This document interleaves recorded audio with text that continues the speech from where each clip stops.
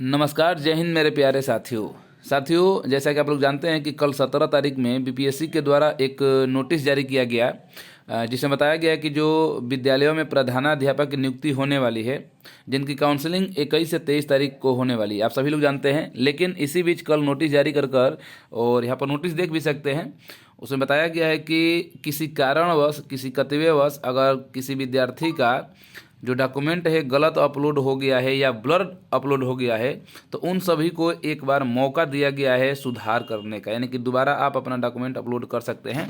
ठीक है, तो जब से ये नोटिस जारी हुआ है तब से, चूँकि यहाँ पर इसमें बताया गया है प्रधानाध्यापक के बारे में, तो जो Tier 3 में 1 to 5 6 to 8 9 10 11 12 इन लोग में, इसमें जितने भी लोग सफल हुए हैं, इन लोग के भी मन में इस तरीके का क्वेश्चन उठ रहा है कि क्या हम लोग को भी मौका मिलेगा डॉक्यूमेंट अपलोड करने के लिए कि नहीं, क्योंकि बहुत सारे ऐसे विद्यार्थी हैं जिनका डॉक्यूमेंट गलत अपलोड हो गया है या जिनका डॉक्यूमेंट जो है ब्लर हो गया है, साफ नहीं अपलोड हुआ है।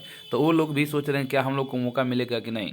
तो देखिए, ये भी जो वैकेंसी हुई है आपका प्रधानाध्यापक की, ये भी बीपीएससी के द्वारा ही हुआ है। जो डॉक्यूमेंट वेरिफिकेशन की प्रक्रिया जो प्रधान शिक्षक में चल रही है, जो प्रधानाध्यापक में होगी, सब कुछ वही प्रक्रिया आपकी 1 to 5 6 to 8 9 10 11 12 में होने वाली है। ठीक है, तो जब इसमें मौका दिया गया है प्रधानाध्यापक में सुधार करने के लिए, तो ये मानकर चलिए कि सबको मौका मिलेगा। 1 to 5 6 to 8 9 10 11 12 सबको जरूर मौका मिलेगा ही।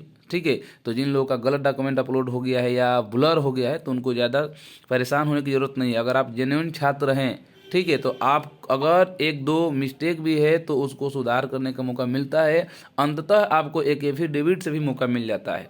ठीक है, उसके बाद से एक क्वेश्चन बहुत ज़्यादा पूछा जा रहा है विद्यार्थियों का कि सर, जो रिजल्ट टीजीटी का जो जारी किया गया, उसमें जो कट ऑफ जो है कैसे, किस तरीके से बनाया गया है, क्योंकि बहुत सारे विद्यार्थी देख रहे हैं कि उनका नंबर जो है बराबर है, वो मार्क उनका जो है बराबर आ रहा है, फिर भी यानी कि जितना कट ऑफ गया है कट ऑफ उतना उनका नंबर है, फिर भी उनका रिजल्ट नहीं शो कर रहा है। आखिर किस तरीके से कट ऑफ बनाया गया है, किस बेस पर उन लोग का चयन किया गया है। ठीक है, इस पर भी हम लोग चर्चा इस वीडियो में करने वाले हैं। तो सबसे पहले देखिए, कल का नोटिस आप लोग देख भी चुके होंगे, जो लोग नहीं देखे हैं तो देख लीजिए। ये नोटिस दिया गया है कल का, जो प्रधानाध्यापक है उसमें बताया गया है, आप देख सकते हैं यहाँ पर 21 तारीख से लेकर 24 तक को पुनः आयोग के पोर्टल पर दिया गया कि अपलोड आप कर सकते हैं डॉक्यूमेंट। ठीक है, तो ऐसे ही मौका सबको मिलेगा, आपको परेशान होने की ज़रूरत नहीं है। ठीक, चलिए अब हम लोग बात करेंगे कट ऑफ को लेकर के, किस तरीके से कट ऑफ को बनाया गया है। और बहुत सारे विद्यार्थियों का क्वेश्चन है कि सर हमारा जो है नंबर बराबर है, उसके बावजूद भी सिलेक्शन नहीं हुआ है। तो आप देखेंगे, इस एक रिजल्ट है, इसी पर मैं आपको समझा दे रहा हूँ कि आपका जो कट ऑफ का निर्धारित हुआ है, जो निर्धारण किया गया है, वो किस बेस पर किया गया है, किस तरीके से किया गया है। जैसे आप देख सकते हैं, जो रिजल्ट है ये टीजीटी हिंदी का रिजल्ट है, Tier 3 का, जिसमें कट ऑफ आपका जनरल का गया है 87, मेल का, फीमेल का वहीं 86 गया है। ठीक है, तो इसी पर आपको मैं समझा दे रहा हूँ कि किस तरीके से मेगा सूची तैयार की गई है, क्योंकि यहाँ पर देख सकते हैं, यहाँ पर जो रिजल्ट जो दिया गया है, यहीं पर देख लीजिए, तो आपको आपके सामने जो रिजल्ट दिया गया है, इसमें 3 पार्ट दिखाया गया है। पहला पार्ट है कट ऑफ मार्क, आप देख सकते हैं यहाँ पर कट ऑफ मार्क, और दूसरा जो है यहाँ पर कट ऑफ मार्क दिया गया है, दूसरा जो है Part 3 लिखा है, फिर Part 1 लिखा है, यहाँ पर cut off date of birth लिखा है। इसी चीज़ को आपको समझना है कि क्या चीज़ है। ठीक है, तो इसको समझाने से पहले मैं एक बार आपको दिखा देता हूँ आपका नोटिफिकेशन। देखिए, ये नोटिफिकेशन में आप 11 नंबर पेज पर जाएंगे तो मेगा सूची के लिए यहाँ पर दिया गया कि मेगा सूची कैसे, यानी कि अंतिम जो सूची बनाई जाएगी वो किस बेस पर बनाई जाएगी। तो देखिए, यहाँ पर मेगा सूची में आप देखेंगे, ये नोटिफिकेशन से लिया गया है, देखा गया है। तो यहाँ पर आप देखेंगे कि लिखा गया है कि शिक्षा विभाग या अनुसूचित जाति या जनजाति कल्याण विभाग के अंतर्गत विद्यालय अध्यापक के लिए मेगा सूची का निर्धारण कैसे किया जाएगा, उसके बारे में बताया गया। देखिए, लिखा है कि लिखित परीक्षा के कुल प्राप्तांक भाग 1 और भाग 2 के आधार पर आयोग सफल अभ्यर्थियों को औपबंधिक मेगा सूची तैयार करेगा। लिखित परीक्षा के कुल प्राप्तांक समान होने की स्थिति में, यानी कि लिखित परीक्षा में अगर नंबर आपका समान हो जा रहा है, तो उस स्थिति में जो आपका चयन किया जाएगा भाग 3 से ही किया जाएगा। ठीक है, अगर इसमें भी अगर समान अंक हो जा रहा है तो फिर उस स्थिति में देखा जाएगा भाषा अर्हता को देखा, यानी Part 1 को देखा जाएगा। अगर इसमें भी अगर आपका समान हो जा रहा है भाग 1 में भी, ठीक है, भाग 1 की स्थिति में, तो फिर आगे देखिए यहाँ पर लिखा गया भाषा में भी अगर समान हो जाता है तो उम्र को देखा जाएगा। अगर उम्र में भी अगर समान हो जा रहा है तो फिर लास्ट में आपका देखा जाएगा अंग्रेजी वर्ण देखिए देवनागरी लिपि के वर्णमाला के अनुसार आपको देखा जाएगा। तो 3-4 यहाँ पर प्रक्रिया रखी गई है मेगा सूची बनाने के लिए। अब इसको मैं आपको समझा रहा हूँ कि क्या है। देखिए जैसे पहले लिखा गया है कि जो कुल प्राप्तांक यानी कि सेकेंड और थर्ड के आधार पर ही आपको क्या किया जाएगा, मेगा सूची तैयार किया जाएगा। अब इस चीज़ को समझिएगा यहाँ से। देखिए जैसे मान लीजिए कि ये आपका मेरिट ये कट ऑफ लगी हुई है, तो कट ऑफ लगी है तो इसको समझने के लिए आप समझिए। जैसे आपका पेपर जब हुआ होगा देखे होंगे, टोटल 150 क्वेश्चन का पेपर होता है, ठीक है, 150 क्वेश्चन का।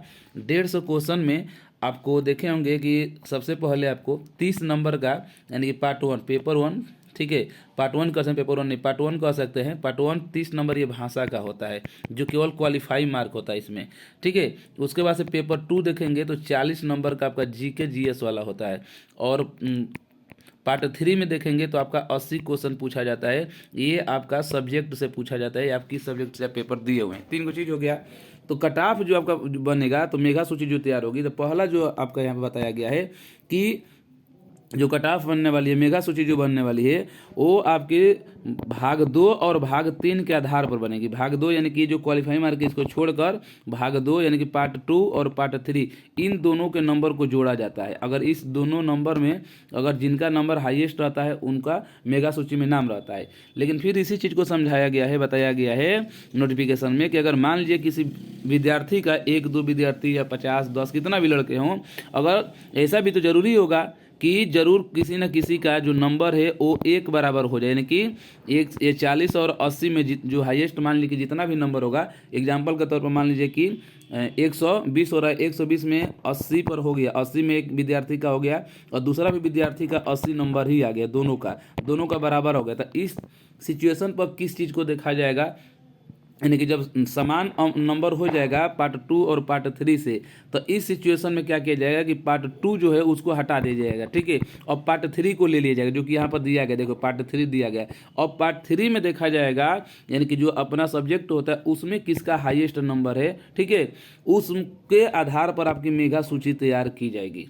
आया समझ में। यानी कि पार्ट 2 और पार्ट 3 का सबसे पहले रखा जाएगा वरीयता, उसमें हाईएस्ट देखा जाएगा। अगर उसमें समानता आ जा रही है तब हम पार्ट 3 को देखेंगे और पार्ट 3 में जिसका नंबर हाईएस्ट होगा फिर उसका मेगा सूची में नाम होगा। लेकिन ये भी हो सकता है कि पार्ट 2 और 3 दोनों में ही क्या हो जाए, बराबर हो जाए, दोनों में बराबर हो गया और पार्ट 3 पर जो हम लोग बनाने वाले हैं जो मेरिट, इसमें भी बराबर हो जाए, इसमें भी तो नंबर टाई हो सकता है ना। बहुत सारे विद्यार्थियों का एक समान एकदम पार्ट 2 में भी पार्ट 3 में दोनों में एक समान नंबर आ गया। तो इस सिचुएशन पर हम क्या करेंगे, जो पार्ट 2 और पार्ट 3 दोनों में अगर नंबर बराबर आ जा रहा है तब हम चलेंगे भाषा को लेकर, जो कि पार्ट 1 है जो 30 नंबर क्वालिफाई है, यहाँ पर देख सकते हैं पार्ट 1 दिखाया गया है।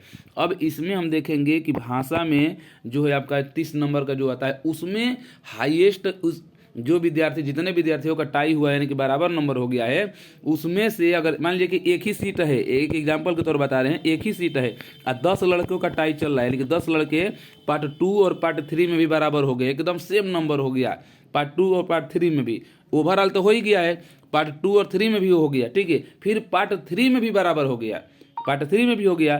तो अब फिर इन 10 का देखा जाएगा कि जो क्वालिफाई मार्क है यानी कि भाषा 1 का पार्ट 1 में जो भाषा क्वालिफाई वाले जो 30 क्वेश्चन पूछा गया उसमें हाईएस्ट नंबर किसका है, अगर उसमें हाईएस्ट नंबर जिसका होगा उसको फिर यहाँ पर मेगा सूची में उसका प्रथम स्थान रखा जाएगा, ठीक है। अगर मान लेते हैं कि उसमें भी अगर टाई हो जाता है, यानी कि पार्ट 1 में भी यानी कि भाषा वाला में जो है उसमें भी अगर उसका टाई हो जाता है, 10 लोगों का बराबर नंबर आ जाता है, टाई हो जाता है, तब इस स्थिति में हम आ जाएंगे अब डेट ऑफ बर्थ पर आ जाएंगे, यानी कि ये सब इधर सब टाई हो रहा है, बराबर हो रहा है, तो अंत में फिर हम कहाँ पर आ जाएंगे, डेट ऑफ बर्थ में देखेंगे। डेट ऑफ बर्थ में क्या देखेंगे कि किसकी उम्र ज़्यादा है, यानी कौन बड़ा है। मान लीजिए 10 लड़का टाई कर दिया गया तो 10 लड़कों में जिसकी उम्र ज़्यादा होगी उसको पहले वरीयता दिया जाएगा, जो छोटा होगा उसको नीचे रखा जाएगा, उसको बाहर कर दिया जाएगा। अगर टाई हो गया, अगर एक ही किसी का सिलेक्शन लेना है तो ठीक है। तो भाषा में भी अगर टाई हो जाता है तो फिर अंत में आते हैं हम लोग डेट ऑफ बर्थ में भी। कभी कभी ऐसा भी होता है कि सब में टाई हो गया, मान लीजिए कि एक ही को लेना है और 2 विद्यार्थी है जिनका क्या हुआ पार्ट 2 में भी और 3 में, यानी कि ओवरऑल जो जोड़ा गया पार्ट 2 और 3 उसमें भी बराबर हो गया। तो फिर देखा जाता है पार्ट 3 का, पार्ट 3 में भी उसका बराबर हो गया, इन दोनों में दोनों का बराबर हो गया। फिर भाषा में देखा जाएगा तो भाषा में भी उन दोनों का टाई हो गया, दोनों का बराबर आ गया। फिर डेट ऑफ बर्थ में देखा जाएगा कि वो कौन उसमें से बड़ा है, तो उसमें भी जन्म तिथि भी सेम मैच कर दी, माने चारों कंडीशन एकदम टाई चल रहा है, बराबर चल रहा है। तो अंत में तब क्या देखा जाएगा कि उन दोनों के नाम का, अभी जस्ट हम दिखाए हैं कि उन दोनों के नाम के आधार पर अब हम लोग देखते हैं कि किसका नाम पहले आता है। जैसे अभी आपको मैं दिखा दे रहा हूँ, ठीक है। इस चीज़ को देखिए, यहाँ पर अभी लिखा गया है, देखिए अंत में यहाँ पर लिखा गया है कि सब कुछ अगर टाई हो जा रहा है तो अगर भाषा यानी फर्स्ट विषय में ही प्राप्तांक समान होने की स्थिति में उम्र को देख लेंगे, और उम्र भी समानता होने पर देखिए देवनागरी लिपि, यहाँ पर देख सकते हैं लिखा गया है कि देवनागरी लिपि में वर्णमाला के अनुसार अब नाम आने वाले उम्मीदवार को वरीयता दी जाएगी। देवनागरी लिपि में वर्णमाला के अनुसार अब जिसका पहले वर्ण आता है उस नाम वाले स्टूडेंट को सबसे पहले वरीयता दिया जाएगा, ठीक है। तो ये था आपका कट ऑफ बनाने का जो यहाँ पर बना हुआ है।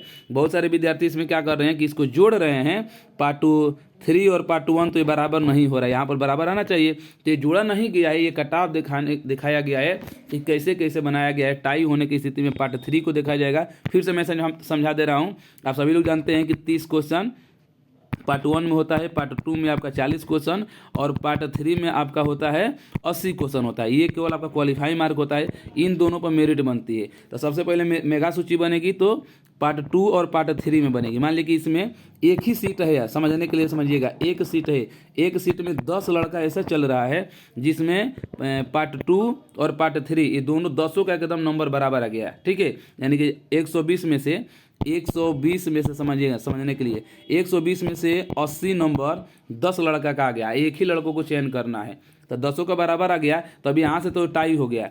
तब दूसरा प्रीफरेंस क्या देखा जाएगा कि पार्ट 3 को लिया जाएगा, जो कि यहाँ पर लिया गया पार्ट 3 को। और पार्ट 3 में देखा जाएगा कि 80 में इन 10 में से हाईएस्ट नंबर किसका है। तो एग्जाम्पल के तौर पर समझिए कि इस 10 में से 5 लड़का ऐसा है जिसका 80 नंबर पार्ट 3 में है, ठीक है। तो 5 लड़का का 80 से नीचे, तो उस 5 को तो हटा दिया जाएगा, लेकिन ये जो 5 को फिर ये टाई कर दिया। लेना है कि किसको, एक ही विद्यार्थी को लेना है, लेकिन अभी 5 विद्यार्थी फिर भी टाई कर गए हैं 80 नंबर थर्ड पेपर में भी। तब इसके बाद अब क्या देखा जाएगा, अगर इसमें भी टाई हो गया तब आ जाएगा पार्ट 1 जो क्वालिफाई मार्क है 30 नंबर का। अब उसमें देखा जाएगा कि इन 5 में हाईएस्ट नंबर किसका है। तो बाय द वे मान लीजिए कि 5 में से 3 विद्यार्थी का जो नंबर है वो 30 में से 25 नंबर है, ठीक है। 30 में से 25 आ गया, ठीक है, 3 का। तो 3 25 हो गया, तब 5 था, 2 विद्यार्थी वहाँ से भी क्या हो गया, गायब बाहर हो गया। लेकिन फिर भी अभी 3 विद्यार्थी टाई कर दिया गया, किसमें, भाषा में भी कर गया। तो अब क्या करेंगे कि भाषा के बाद से तब आ जाएंगे हम यहाँ पर डेट ऑफ बर्थ पर, जन्म तिथि। अब देखेंगे कि जो तीनों जो विद्यार्थी टाई कर गया है सब कुछ में, यानी कि शुरू से लेकर यहाँ तक, तो अब उसका डेट ऑफ बर्थ देखेंगे, जन्म तिथि देखेंगे कि तीनों में उम्र में कौन व्यक्ति बड़ा है, ठीक है। तो मान लीजिए कि 2 लोग इसमें हो गए, ये 2 लोग हो गए जिनका उम्र है एकदम डेट ऑफ बर्थ सेम मिल गया, सेम उनका डेट ऑफ बर्थ मिल गया, एक अलग मिल गया। तो जो एक अलग मिल गया, अगर उन लोगों से वो छोटा होगा तो उसको बाहर कर दिया जाएगा। और जो दोनों मिले हैं उनसे बड़े हैं, लेकिन दोनों की डेट ऑफ बर्थ भी सेम हो गई, यानी कि जन्म तिथि भी उन लोगों का क्या हो गया, सेम मिल गया।